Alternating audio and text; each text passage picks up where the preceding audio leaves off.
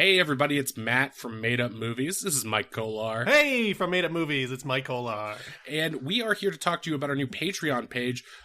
We could really use your help getting some support for making this podcast. For $5 a month on our Patreon page, you get bonus episodes, a whole bunch of extra content, and lots of cool interactions with us. What's not to love? What's not to love? There's a higher tier if you want to donate more and get your episode made immediately, but for $5, you get a lot. Yeah, a ton of stuff.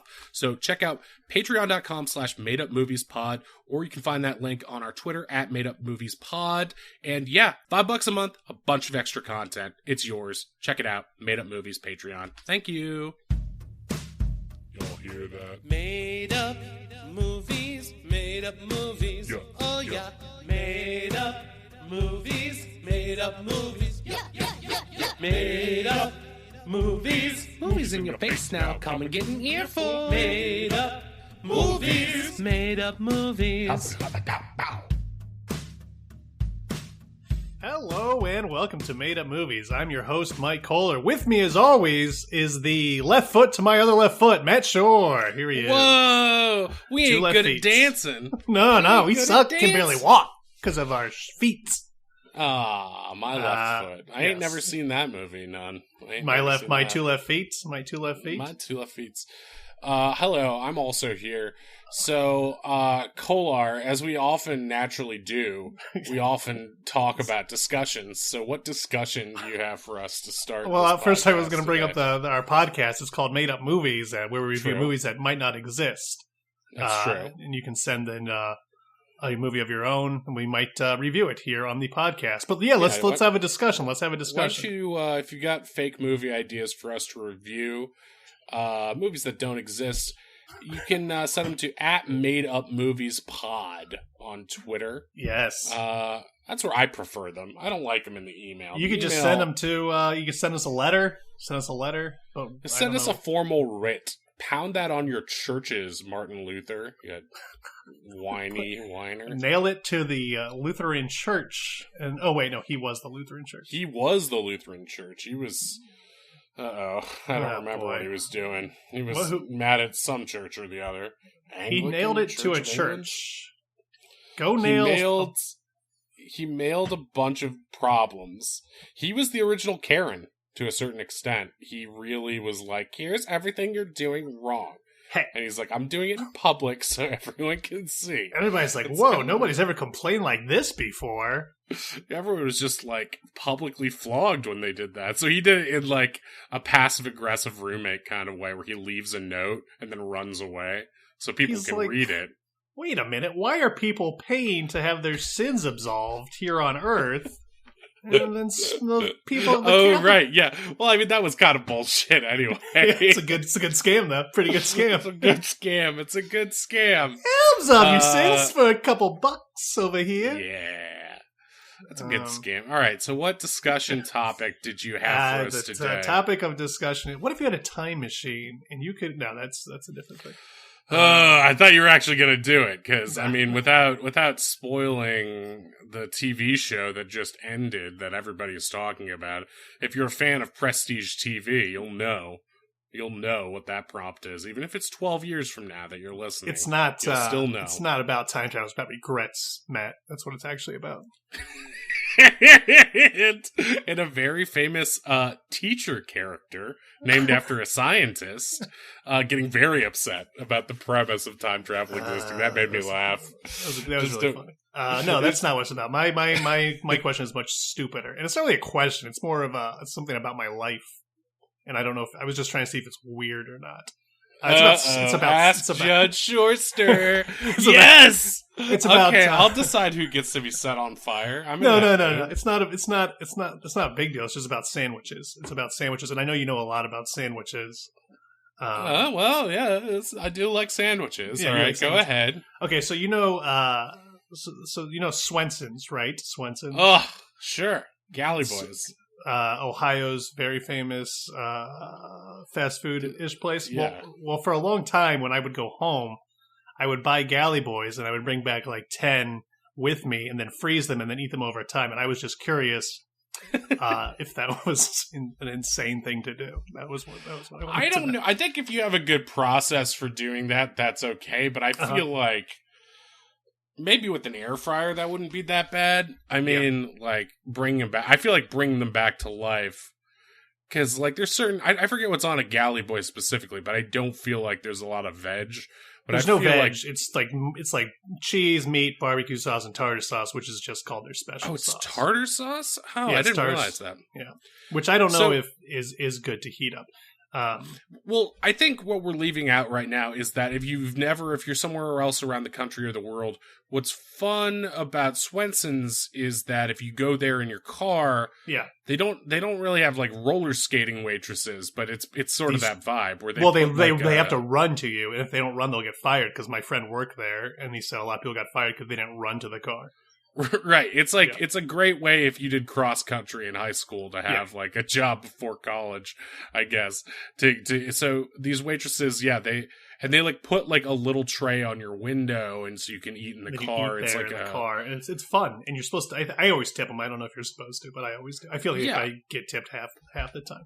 Well, I guess my feeling is that that's like the best way to do it, because it does sort of harken back to that, like, you want anything, hon? Like roller skating. What can waitress. I get you, hon? Oh, okay, right away there, hon. Yeah, it's almost like halfway step to something like a theme park experience where you're like at a 50s cafe or something like that. So, and the burgers are genuinely good. I don't know. What's your experience when you do this? Do they turn out okay? I feel like it usually works pretty well. So this last time I bought 4 and I haven't frozen them. So there's only 1 left. But yesterday when it was kind of not as good. And this was on, I think, Friday that I got it. So it's Wednesday now. Well, if you didn't freeze, did you just put it in the fridge? This was just in the fridge because it's like, well, I only got 4. I can eat those in a week, but I'm... Sure, okay. So I guess my question is, how long do I have before this last Galley Boy? Should I freeze it or should I not freeze it? What do you think? I don't know. It's almost been a complete week at this point. I don't think there's... Do you think a week is the limit, or can I go? I think you're past the human being limit, but if you're in some sort of like David Sedaris's dad will eat anything no matter how much mold is on it realm, you probably have like a solid month on it. Okay. Like it's not gonna be, I don't think it's gonna like become something. No, I think that it might hurt my tum-tum though, is what I'm really worried about. It will probably at this point even be like you reheating it in the microwave or something and being like, so why did I think this was, I think it's gonna taste like a fresh White Castle burger at best. Or no. It's going to taste like a frozen microwave White Castle thing. Yeah. You know what I mean? Do you, how are you with, like, if your meat says an expiration date, do you throw it away? Like, do you even try it? Or do you, like... I have this battle with my mom all the time because she wants to buy... She wants to go grocery shopping as infrequently as possible. So she wants to buy, like, 7 different containers of meat, throw them all in the freezer immediately, and then have, cook, 3-month-old. Are you talking lunch meat, or are you talking all meats? I'm not lunch meat, but like ground beef or chicken breasts and thighs and stuff like that. Yeah. And so it's just, to me, like, as someone who likes to make, like, the very simple recipe that I got from Jessica Seinfeld's cookbook, which is just like, a boneless, skinless chicken breast with salt and pepper and thyme. Is that Jerry Seinfeld's wife? Yes, Jessica Seinfeld's cookbook. She, so, I mean, like, I can tell the difference if I'm like defrosting it. Sure. It's not like it is rotten chicken. You can freeze chicken and have it, but like the taste and the texture difference of fresh ingredients is what makes it a satisfying meal to a certain extent. You know what I mean? It's like why on those cooking shows they always go like to the market and they like get whatever was just caught that day, if it's fish or whatever. And so I just feel like you can do this. There's nothing like wrong with it, but like my preference is to like get the thing and make it fresh, and then just go to the store more often. Yeah. You know, I had that whole ice cream fiend. That was like on the podcast live on Yeah, air. you were going every day, it seems? I was like, I wasn't going every day, but I did probably go once a week for all of July to Cold Stone. It's hot. You gotta eat ice cream. I know, and I have this thing where it's like, it's super hot out, and nothing beats delicious ice cream on a hot summer day. Like, it just feels classic to me. And, like, I'm sure a lot of people are like that too. But I just ate so many sweets in such a short amount of time that I was like, okay, I did this thing, I think last year too, where I'm just like, if anything has like high amount of sugar content, just avoid it. I'm just going to avoid it as best I can. I'm never going to be good at not eating salty stuff, but I'm not going to do anything sugary. I did break that last night though, and I was almost going to bring it up to you because you were having candy earlier. I just can't stop eating candy. I'm the same way. I try. I know you've always loved candy though. Yeah. I mean, candy is like one of your favorite things. I know, but I'm not. But I'm not a child.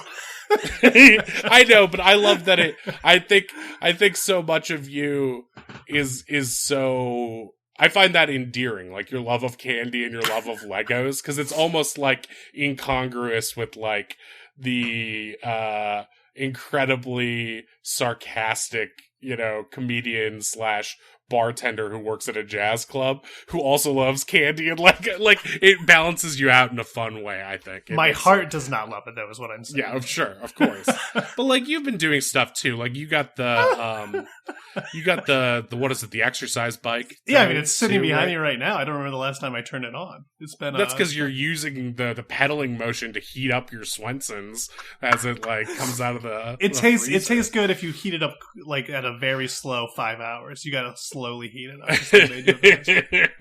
Like a hamster on the wheel. Yeah. I did not expect this to take such a an honest, thought provoking thing. But that's the mood I'm in. I don't know. I have one more question. So I brought a sandwich. Sure. I brought a sandwich back from Iceland, and it was in my car in Iceland for a week. And then it went through, and I flew back with it because it was like I wanted to try it because of the roast beef sandwich from Iceland. And it was over a week, and I still ate it. What do you think about that? Is that insane? That's not true, though. It's true. It was. You could bring food from Iceland through customs? Yeah, it was just a sandwich. It was a roast beef sandwich, and they didn't. I mean, I went through customs. Isn't that an animal or a fruit or something? I don't. There was pickles on it and onions on it, but they didn't care. I told them how much booze. I told them how much booze I brought back, and they're like, "Just give me a number." You're only supposed to bring so much back. I'm like, just tell me what you brought back. That we don't care. I brought less than that number, and they're like, "Great, come." I was like, no, because it's like it says 2 liters, so I was like very specifically said, I think like a little less than 2 liters. And she's like, just tell me what you brought back. I'm like, oh, okay. You don't care. I don't have to pay duty on this at all. It's like it's a long day. Okay, I'm looking for bombs. I'm not looking for your fucking shitty bottles of Icelandic booze. But anyway, I threw half of that sandwich out. It wasn't very good. But I just wanted to talk about it.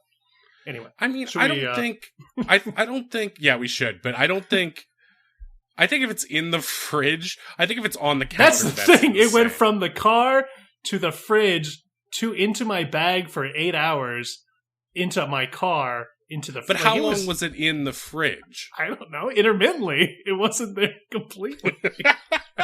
I don't know. I don't think food becomes like mush as quickly. I just wanted to try it because it was a souvenir, and I was like, I'm going to try this souvenir, and it became a pouvenir, and it wasn't as good as I could have been. So. I thought it was going to be a whale meat sandwich or something, and you're like, this is why. I don't know. I feel like they would have confiscated it. It was just roast beef. So, yeah. Yeah, exactly. You can get that anywhere. I mean, you could go to Arby's. Yeah, but it was really important that I bring it back. To me, it was very important. It's very important. No, I agree. It's a very important sandwich. Very important. Right. Let's pull up the Bingo Blongo Splinter and. Oh yeah, let's do that. So here it is. I'm putting it here, and I will start to rotate it, and okay. Let's see, number 20. It is Dinosaurs versus Dragons. Okay. This one comes from SP Film Viewers. That's the name of them who sent this in, the SP Film viewers. And the premise of this movie is that monsters of myth and prehistory invade the present day. And it's up to the military to send them back. But it's dinosaurs versus dragons, not dinosaurs and dragons versus military. Well, yeah, I mean, I think that's the third heat right there of the trivection oven right there. So, well, that sounds like a real blast from the past, so to speak. Oh, that's one Brendan Fraser movie that you can't cancel, even though it's finished. Unlike Batgirl, apparently. Brendan Fraser said too much. He let out the cat of Hollywood's pedophilia love. Is that true? He was just talking. I think he knew about Harvey Weinstein. He didn't stand for it. That's why he wasn't in stuff for a while.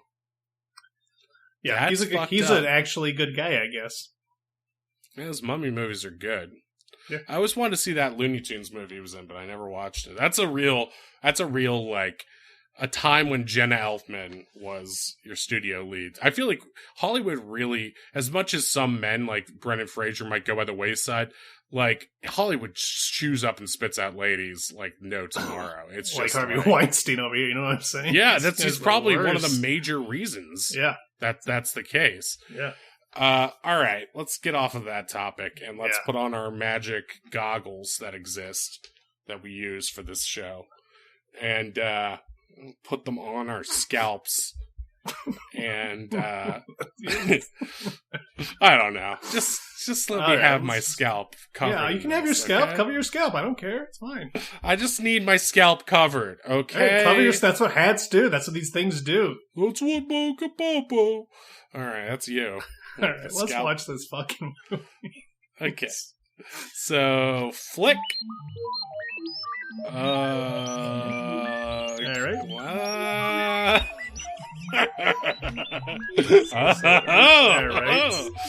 All right. Well, okay, we're turning that off. What a dumb, great movie. Never watching that again. And that was the stupidest movie we've watched yet. SP Film viewers, you are in movie jail. You're in the cooler for 50 years. Why? For making us watch Dinosaurs versus Dragons. What a piece of...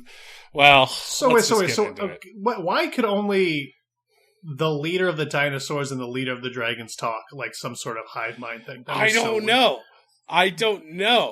And the fact that they had an enemies to lovers anime romance is one of the craziest. That? And the implication that it starts with like a Godzilla-esque thing of like, oh no, these things are coming through these time portals. Yeah. And those kind of reminded me of that movie Soldier. I think it was a Kurt Russell movie from like 1995 or something. Or Stargate also, like a big portals. These portals open up and that's the beginning of the movie. And all these dinosaurs and dragons start trouncing through. And you think it'll be like straight up Godzilla where it's like, oh no, these two forces are gonna, collide. What should we do? There's humans as commentators. But it's that's only like the first 10 minutes. Yeah. And then it really so like, okay, because they're not just time portals. And because it's monsters of myth and prehistory, right? So there's a time portal and there's a space portal. And the space portal can reconfigure like reality. It's like the mind gem or whatever in Infinity War. It can just like change reality. Yeah. And it's like, oh, so dinosaurs can come to the future from the past. And also dragons and mythological from creatures. An alternate dimension, I guess, was what they were saying. Alternate dimensions? That is bogus bullshit. Don't even try to bring that in here. But it seems like the dragon or like the dinosaur was like a professor or something. Like the T-Rex, what's his name? Leonardo the Professor? The T-Rex. Well, the thing is, okay, you asked earlier, why can they only they talk? They don't talk in the beginning, and then there is a scene where mid-fight, they bust into a room full of scientists. Yeah. Like they're fighting and they eat a bunch of scientists. I think the movie is badly implying that that's where they get their brain powers from. That they eat scientists and then they gain their knowledge. They evolve. That's probably right. So he was trying to. I might be guessing here because it's not explicitly stated in this film, but it also could be dragon magic. Because it seems like there's a lot of stuff in this movie where they imply that dragons are magic or have magic. So it's Leonardo is the main T-Rex, and then Michelangelo is the dragon, and it's like they almost did Ninja Turtles. Why did they name them that? Because there's this like scene where they're like, let's call that one Leonardo. And let's call that one Michelangelo. And you're like, oh, they're naming them after the turtles. And then the guy, there's like, oh, why are you calling them that? And the other guy is just like, oh, I just really love the famous painters. Yeah. And it's like, wait. Period. So you don't... That's the end of the sentence. He's like, you don't understand that you're naming these giant lizards after Ninja Turtles? Right, because they're reptiles too, right? Or whatever dragons are. I don't know what dragons are. I assume they're reptiles because they're scaly. Nothing. It doesn't matter. We don't have to worry about the taxonomy of fucking fake animals. Do we? Sure we do. That is the point of this podcast. Is it? Okay, yes. Then let's fucking break it down. What are dragons? They're lizards. Lizards who love gold. They're lizards who love gold and treasure. I was thinking about this today. But they breathe fire. You know how they refer to dragons as like the old worm, Smaug, and all that stuff? Smaug. Like, why? And dragons sometimes have like cat-like eyes. What if it's that dragons evolved into cats and dinosaurs evolved into birds, and that's why they're natural enemies? That's based on this movie alone, though? No, this is an unrelated thought I had earlier today while I was like half asleep and just like that's an insane, nonsensical thought to have. Well, I was looking at Meowth, my cat, and I was looking at her. Little dragon. And I was like, why do you love biting me so much? And why do you sometimes look like a proud dragon? To steal her gold and her treasures. Oh, yeah. Yeah. I thought it was because she put in that application at Gringotts, but I think it might be actually all right. Let's not go there. Didn't we already go there in some previous podcast? There is a dragon in Gringotts, as far as he's like guarding. Isn't there? Yeah. He chases them through the Well, in Harry Potter world, there's the one on top of that roof or whatever. Yeah. That, like, and he was pissed that you took the gold. Like, he was really mad. Yeah, I mean, who wouldn't be? Everyone loves gold. That's the thing. People don't like when you take it. That's what dinosaurs don't seem to care about gold. Dinosaurs just seem to love chaos. It's kind of insane. Dinosaurs are too dumb to know what gold is. Dinosaurs probably like use gold as like a digestive like gallstone in their stomachs. It just helps get all the bones. I eat gold to get all the bones that are in my stomach because I'm a dinosaur. Okay, so we should talk about the team of soldiers, though, right? Because there are a couple of facets of this movie, right? Yeah. There's the dinosaurs coming from prehistory. There's the dragons coming through the space portal, where apparently it's like Imagination Land. All of the mystical creatures. We also need to specify that this movie, like in different hands, could have been like a fun Sharknado thing, but it took itself so fucking serious. I mean, you're really pushing it when you say it's less fun than Sharknado, because Sharknado is is like in that cusp of like, I prefer it when it's like Miami Connection or Neil Breen, where it like doesn't know what it is. That's what I'm saying. It is not self-aware, but I feel like instead of being too, it's like instead of like helping it like hindered it for some reason. I don't know why. It was painful. It was really painful. It was like one of those MST movies where you're just like, how did they're trying to make it funny and I can't. It's like a headache. It's like Gorgo. Yeah. It's like, so there's a team of scientists, and like one of the main scientist guys, he reminds me of like the male lead in Aliens. Human scientist. Let's make sure we can. Okay, not one of the dinosaur scientists, because if you're wondering if the T-Rex wears glasses He does. and takes them off Yeah. and a lab coat, yeah, he does. He does. And it's like, the thing is, the movie doesn't want to play this for laughs. It wants it to be like the dinosaur is the brain gremlin and is like the smart one and is like trying to teach us an important lesson about what it means to evolve or something. They mention climate change a bunch. They talk about fucking... That's the other thing. Why does this movie look like it was shot on your little brother's camcorder if it was in like so modern, or have we just been talking about ozone shit since the 90s or whenever this Sci-Fi Channel original They bullshit. mentioned the ozone, and the ozone is fine now. It's like one of the things that's actually fixed. I don't know. This is one of those other dimension bullshit confusing things I don't understand. But yeah. So I mean, okay, let's just just a rundown of things that don't make fucking sense in this movie. Yeah.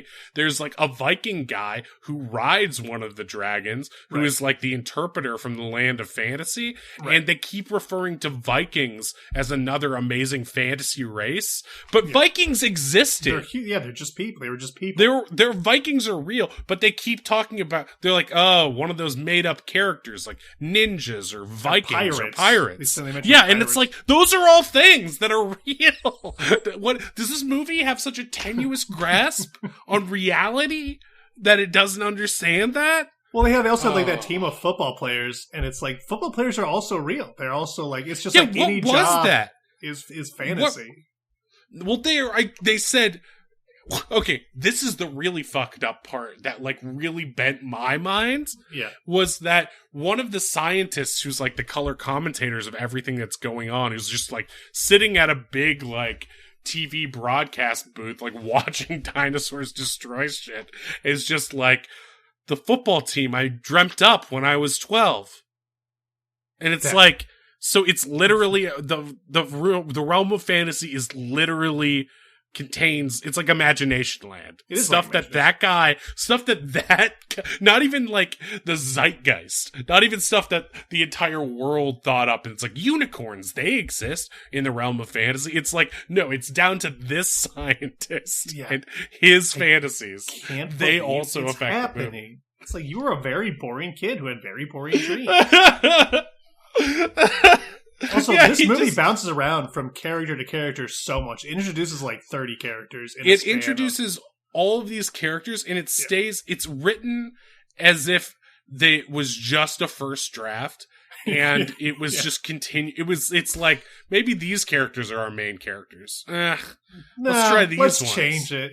It's like every 20 minutes, a different set of humans. Like, because it's like the scientists in lab coats, not the ones who are eaten, a different set of TV watching scientists. Because, like, the ones who are eaten are in some laboratory or college or something. Yeah.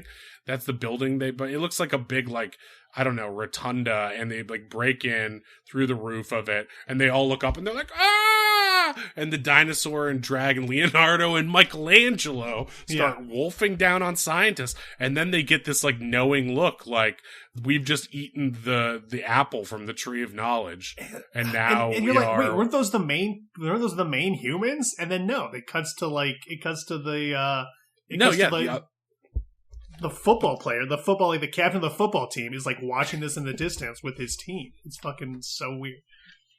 Right, because the football players are also part of it. They're not just like something that runs through the portal. You're supposed to care about their journey too. And it's like 15 minutes, a good 15 minutes of this movie when the football players are like assumably the main characters are like, it's like them having their own like modern Godzilla movie where they're like in the wreckage of these buildings being like, it's gonna be all right. But it's like you'd expect them to be like taking care of a kid, but they're just taking care of like a whiny wussy football player. Right. Who's like, the most my leg, I hurt it. It's like, he's the kicker, so it's a big deal that he hurt his leg. But it's like, this is the guy's dream. We learn later that this football team with the whiny kicker who's always crying and needs to be protected is what the scientist in the TV room has been dreaming about this whole time. Or like, imagine. It's like if Game of Thrones was condensed into 90 minutes and all those characters got the same amount of screen That's time. what it is. It's like the finale of Game of Thrones. It's just like everything is happening way too fast. We spend 10 minutes with each character and then they either die or never come back. Yeah. And it's just like pointless and stupid the entire time. It's so frustrating. But like, okay, yeah. It's dinosaurs versus dragons, right? Yeah. And we mentioned this coming in.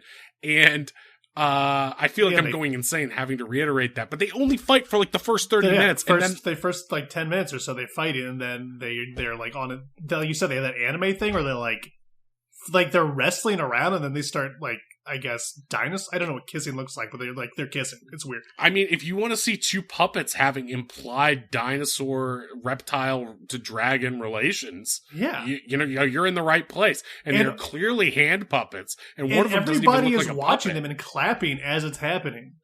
They're like, we're watching them give birth to a new species, and that's when we introduce our like main like I guess hero. He's like the that's the thing, is like I'm never sure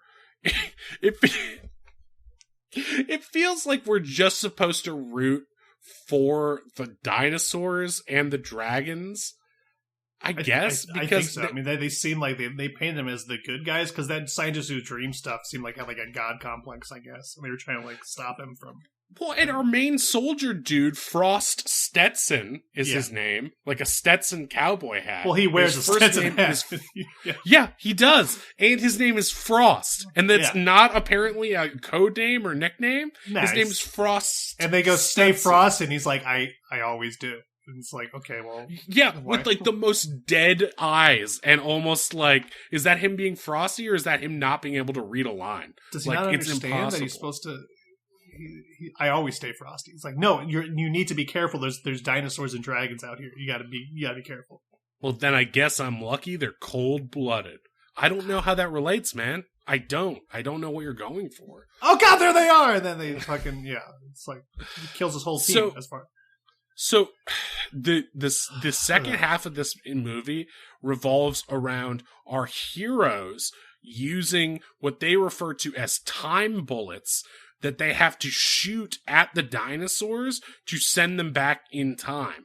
Right. And for, oh my God, if they have to use space bullets, and they keep getting, I swear to fucking God. You can't mix them up. Right, yeah. But they keep mixing them up. Yeah. And they keep sending dinosaurs to Fantasyland, which for some reason causes problems in Fantasyland because dinosaurs are eating ninjas or something. You'd think Fantasyland would be pure chaos anyway, but they send mystical creatures back to dinosaur times, which has repercussions because time is a loop in this universe. Right. So they keep changing the past. Things in the future keep changing. Yeah. So, like, by the end of the movie, they cut to, like, a museum, and there's just unicorn bones in the museum. And it's like... But also, again, they're like...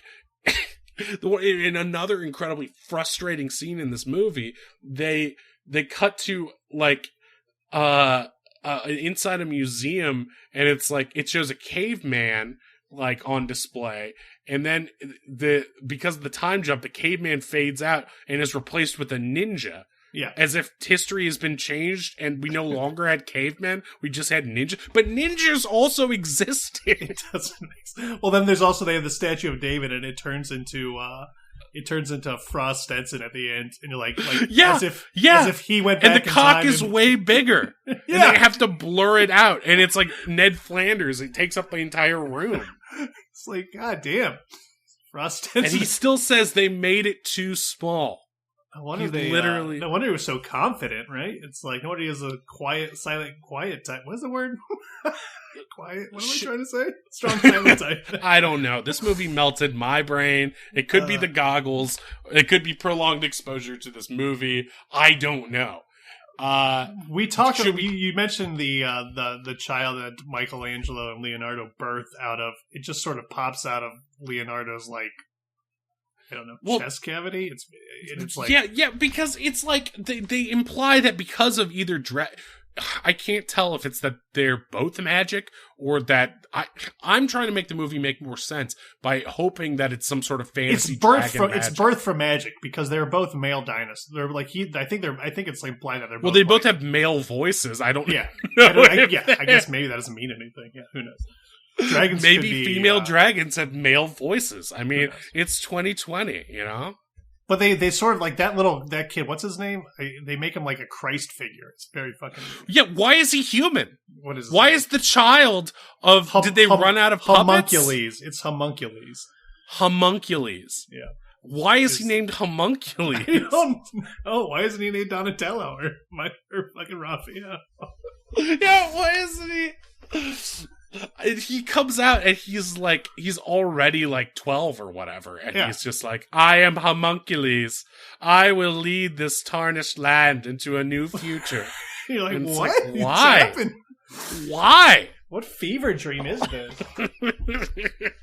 Why is any of this happening? And then you have to root for Frost Stetson to shoot him with a combination. It's like a missile launcher full of time and space bullets. Well, yeah, because to get caliber. Homunculus, you need both bullets because he's from because he's places. The perfect right.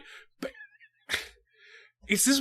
I mean, is it a metaphor that I'm just not understanding? That I don't like think so. That's frustrating. I mean, they paint him like he comes back, and he somebody like one of the dragons is like, he's not the real one. He's not who was proclaimed to be fated to come, and he throws a rock at him, and then he says that thing that Jesus said, where it's like, what does that look like?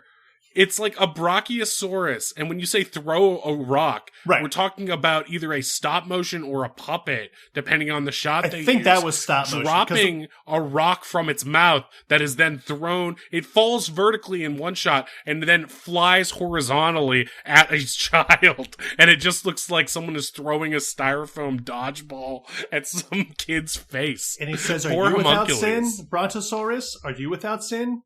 Let he who is sinless cast the first stone." That's what he's sort of referencing. It's like torture. It's like he says something to the effect of, "Do you throw stones? Let he who throws stones be the stoneless one." Yes, and that's you're like, that's what he was trying to say. Let those without sin cast the first stone, but instead he said something insane. Well, it sounded like he was worried that they were going to plagiarize the Bible, so instead he's like, I can't get the church. The church sues us. When is the copyright? Is Bible public domain yet? I don't know. Let's not risk it. The Catholic Church has a lot of money, and I don't want to get on their bad side. It felt like they were they were skirting some legal issues that it was like they were too worried about that and not. Well, they did that thing where you drink a Coke can, but you turn those labels not facing you. Yeah, every can in this movie said Cope. And I couldn't tell if that COPE is on every can when they actually show the label. And I couldn't tell if that was like their way of getting around it, or if they were trying to say something with like, we use fantasies to cope with reality. But is that too smart for this movie? No, that's way too smart. I think they were just trying. I think it's a legal thing. You just got to make sure it doesn't say Coke. Okay, should we talk about the 20-minute sex scene between Frost Stetson and his lady love, who is just another soldier? And the only reason they have sex is because they're in a burning library, and they're like, well, this might be our last time to have sex. But it's also That's unclear. The line. That's literally the line. Do you really want to die without having sex with me? Is what Frost says to her. Yeah. And it's implied that they didn't even have a relationship. And she's like, well, they're just a male and a female. And then, do you want to try to get out first? And he's like, no, there's no time. When they're having their like post-coital cigarette moment, she hands him an apple. God, she does. That's so stupid.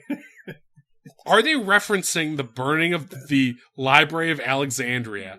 And is this about cursed knowledge? Is this movie a biblical metaphor and has some sort of old world because it's talking about history and fantasy? It does. What is this movie trying to say? Just because you reference those things doesn't mean they make sense in the context. And that's everything in this movie. It's like 75% of the way to having a beautifully stupid idea, but it doesn't even land that plane. It just sort of like dunks it into the Hudson like some shitty Sully Sullenberger. I wonder if it was like, because there is like a lot of Bible stuff. I wonder if it was like made by. I wonder if it's like a the Christian Men's Association Christian movie. I mean, it did have those themes, but it also has a lot of violence. We haven't really talked about that yet, but it's also the kind of movie where, I mean, it's not like realistic violence, but it's just buckets and buckets. I mean, then again, Passion of the Christ also had buckets and buckets of blood. I don't know. But it doesn't seem... Philip Bonderson has nothing on Wikipedia, and that's the director. Well, he's the director, right? Yeah. Yeah. Because his name is, and like he gives himself all of these. Oh my God! I'm just realizing now, looking at this image of him. Philip Bonderson is the guy who shows up at like the 3/4 mark of the movie and says, "Maybe we should stop fighting them, and maybe we should listen to what they have to say." Yeah.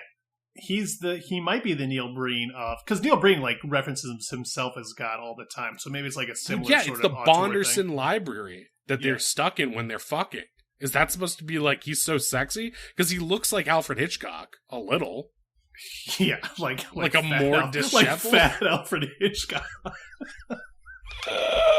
Alfred Hitchcock who needs suspenders desperately, or else like you can't even see the silhouette because it's just a circle. That's how that. He looks like Humpty Dumpty. Let's just be real. He looks like a big Eggman. He is the Eggman. He's Dr. Robotnik. Yeah, he's Dr. Robotnik. Philip, whatever, and he. I mean, I don't know. I feel like if you asked him what this movie was about, he would have a really clear thesis. Yeah. But I feel like if you asked him again the next day, he would say something completely different. It's the story. It's the story of creation told through fantasy lens. That's what he would say. And you're like, well, that's fine, but what about like the dinosaurs? And he'd be like, shh. Why do these portals? Shut up. Why do these portals start existing? That's the thing. Is it something to do with the scientists? Because that's the thing I never understood. It feels like in the very first scene, they're like the scientists are studying the portals, and it feels like they have equipment around them. But did the scientists create the portals? Is that what it is? The portals are like, that's the opening of the movie. The portals open, but yeah, it's not clear if the portals just open or if the scientists open the portals. Are these naturally occurring time and space portals that you might see? It could just be naturally occurring. It's like a hurricane, so it's portals. Yeah, these just like, it's like these are just time and space portals like we have here in Iceland, you know? And you just have to get used to it. You just gotta get used to it, man. It's fucking the way it is. Would you like a roast Michelangelo sandwich? Because that's what we serve here in Iceland. I'll eat it, and I'll take it home. I have some. I need a souvenir for my trip.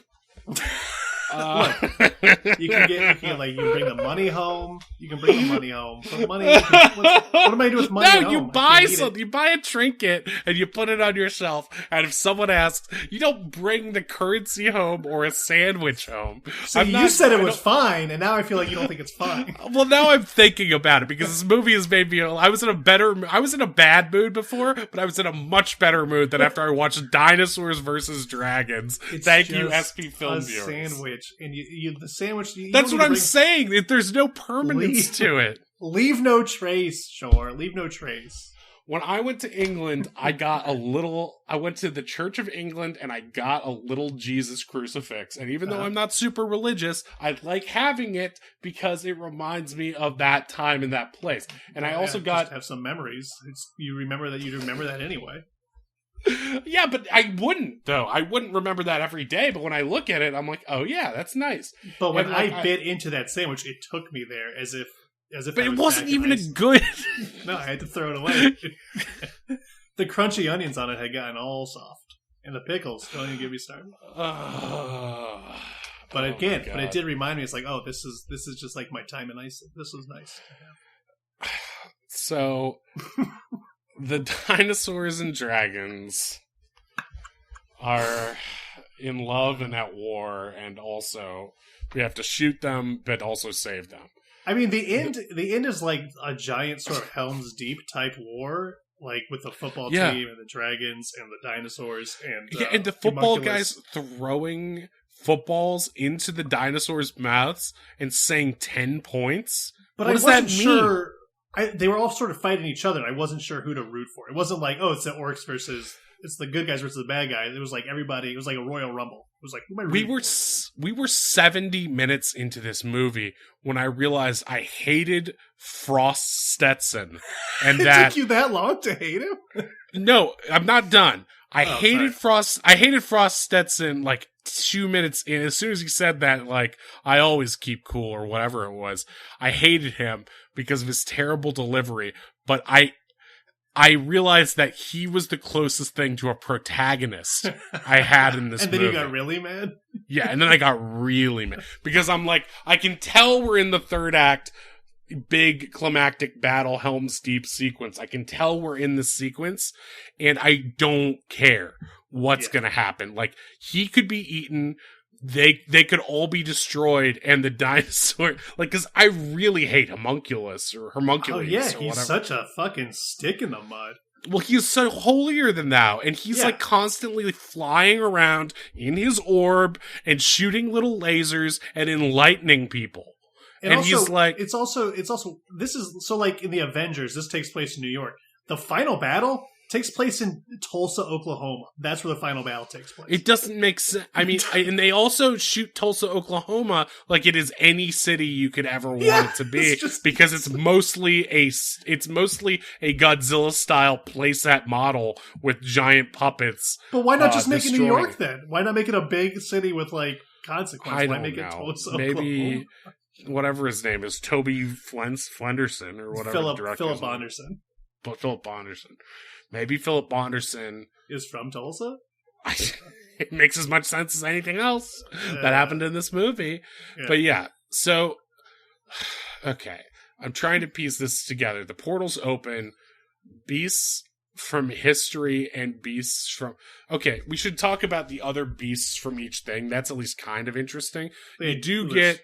If you like Griffins, dinosaurs... Yeah. Yeah, there's griffins, which was cool, but what makes it less cool is there's a Viking riding one of the griffins, and they're like a fantasy creature, a Viking, and it makes me so mad. Yeah. Then they had the world's tallest man from Ripley's Believe It or Not. He was just there as like some sort of guide. It's like, well, he's dead, but I guess in this universe, A giant. What? It's just the world's tallest man. And they name dropped him. Did they think that was going to help the box office or something? I'm gonna name drop him too. Robert Wadlow. Oh no, that's what they said. That's fucking crazy. Like, we're supposed to... Okay, you see a Stegosaurus, and it destroys some stuff. It smashes some, like, it looks like a nice... I thought these characters were going to be with us throughout the whole movie. Like, they were, like, the likable human characters. They get... There's like a family on a road trip, and they're stopped at a light while the dad is like looking at his map. He's like, "This isn't the right turn. You said it was back there." And they're doing a bit, and the Stegosaurus just stomps their car, and blood shoots out every angle of this car. You were supposed to. They kept cutting that family on the way to Tulsa, like something was like there's going to be important, and then You'd think so they could one die. of them would survive. Yeah, the payoff is that they die, or that they deserved it. I don't know, but it seems like for the filmmaker's perspective seems to be all of the humans deserve except Homunculus. The dad yelled at the kids to like calm down once, and I think maybe that was like, I don't know, that was like maybe Philip was thinking about his childhood or something. I don't know. It was weird. I think this wasn't. If you told me the director was a cult leader and this is the movie that he showed to get you into the cult. Yeah. Like, to explain what the religion is. Like, this is the secret, what Scientologists actually believe of his religion. That would make more sense. That makes sense. Yeah. Do you know what I mean? Yeah, because people can find meaning in all of this, right? Like, there's so much going on. You can find whatever meaning you want. Right. It's like the Bible. It's like, well, it might seem like a bunch of random, unrelated stories that have more... inconvenient or strange my bias morals than hard Aesop, enough. But if you have a sexless weirdo in each town in America interpreting it with no specific degree of knowledge, then yeah, maybe it'll have a lot of meaning to you and your family. So, you know, maybe watch this movie with your family and be like, now, what do you think homunculus really meant here? Do you think that all humans deserve to burn in a lake of fire? Well, that's what he said. That's what he said at the end when he sort of like Akira's above everybody, and they send them through all the portals, and it turns black except for him, like in a fucking never-ending story. And that grain of sand comes down, and then he says, "Well, it also has like a 2001: A Space Odyssey Star Child moment where it's like we're flashing through all these different things, and it seems like what his homunculus' ultimate fantasy is for all of the sinful humans who did not believe in the power of history and fantasy to like be in a giant boiling lava cauldron that is heated by dragon fire." Yeah. And apparently Leonardo the T-Rex wearing a chef's hat, holding a fork and knife in his little tiny T-Rex hands, and wearing a bib that says "Time for dinner." Yeah, and he says most of that, and then they show the T-Rex and all of the other characters in the lava pot. Or no, sorry, the T-Rex is out of the lava pot, and he's boiling licking its lips while he's boiling all these, like, everybody you saw. As our quote-unquote main characters, the TV-watching scientists, the soldiers, and, I mean, all the other random humans who just sort of populate this room and argue about what's possibly going on, are in the boiling pot, looking horrified as if this is the end. And it seems to be, but then, like, it felt like that was the director's cut ending, but then it suddenly cuts to Frost Stetson flipping a switch. He just flips a giant, and I don't mean a light switch. He flips it with a soup ladle, which I think is like supposed to, because it's like, oh, they're all in a soup. So I thought it was like maybe that meant something. But I didn't think those were real. I thought that was a fantasy. But he does have the ladle then. I don't know. I feel like there was 45 minutes of this movie that was even trippier that was cut because someone was like, "Look, dude, this is Sci-Fi Channel. We release any shit, but even this is too far. You have to have an ending for your movie." Channel. So they have with the soup ladle, which I guess is important in the extended version of this film. It's a silver soup ladle. It like glistens. They have a little gleam on it. Thank you for clarifying that. I'm just saying it seemed important. It seemed important at the time. Were they going to use it on one of the werewolves that came through the portal in that? I thought he was going to dip it in and save everybody with it, but he just used it to turn the light on. Well, he does during the sequence that is like Rise of Skywalker, just strobe lights and colors at the end. Slightly more watchable than Rise of Skywalker. Yeah. What isn't though? He's like he's putting little like pasta sign of the crosses on everyone, like it's Ash Wednesday with lava. Yeah. It's okay. He uses a soup ladle to flip what looks like a Frankenstein style switch. Like open, turn the lightning on the corpse. Yeah. And he uses that and everything powers down and all the monsters, dinosaurs. I feel like the director would be really mad. They'd be really mad if I, conflated dragons or fantasy and dinosaur things. Get it right. Monsters like Vikings, ninjas, football. Philip Bonderson would hit you right in the dick if you said monsters. He'd be like, "This is not my vision. It's people like you who consider artwork to be monsters that, you're the reason I had to make this film and why it's had such a lasting effect on everyone." Why everybody remembers this movie. Anyway, Frost Stetson flips the switch. All the dinosaurs and dragons get sucked back through their respective portals, which seems to imply that either one, the portals were the result of man-made inventions,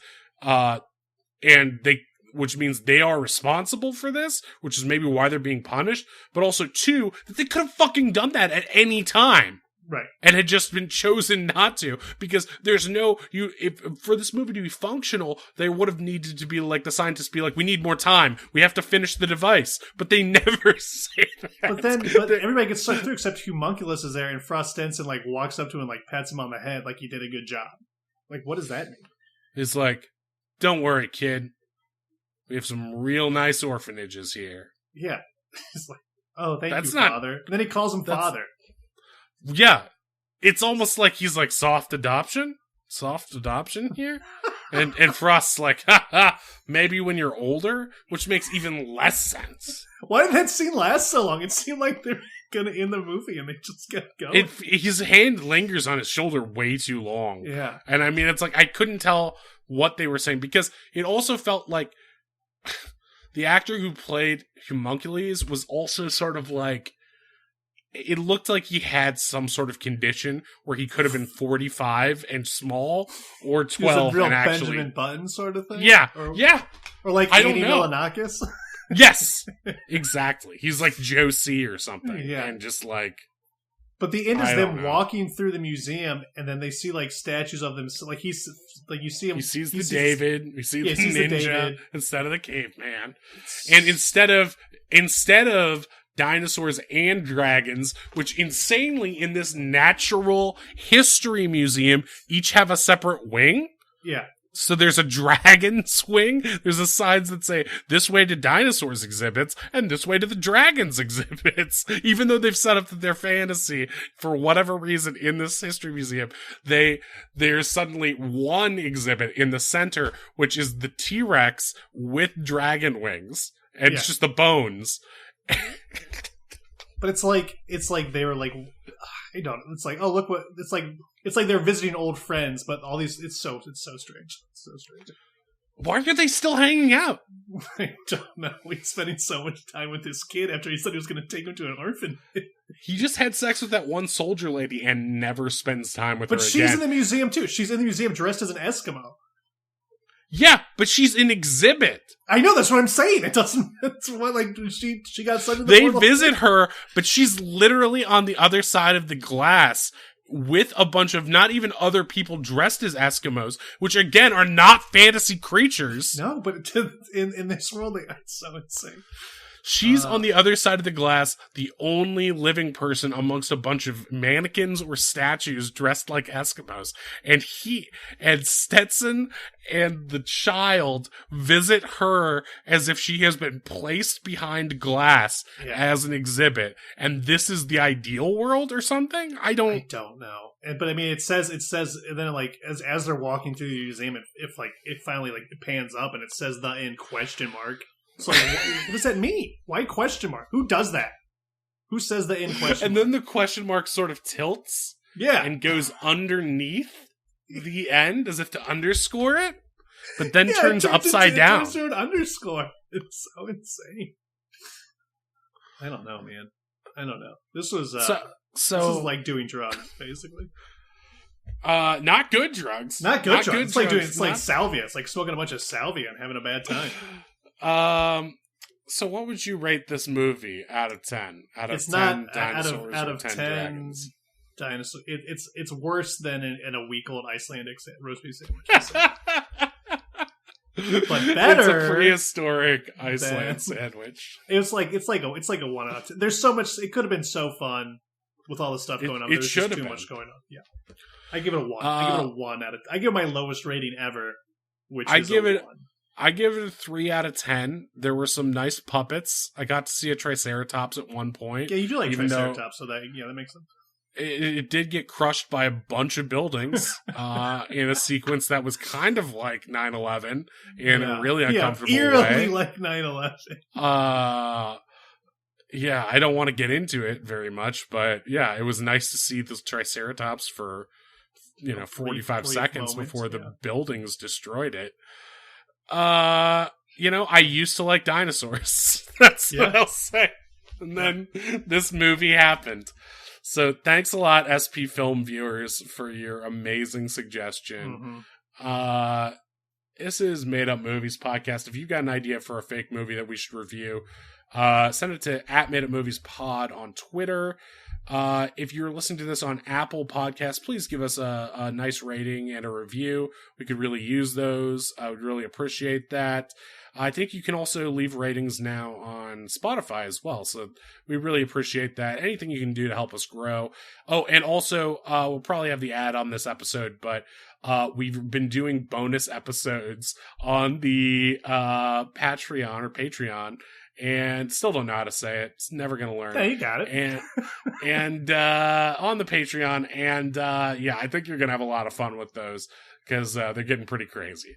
You go into the video store in the other dimension, and you get to get a little bit of other dimension lore along with the regular reviews. And it's not nonsensical lore like some things. Yeah, it's not like this. It's good, as Michael Scott would say, but it's not like any video you've seen. It's funny.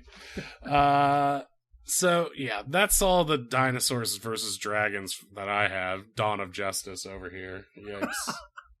It was better than Dawn of Justice. I don't know.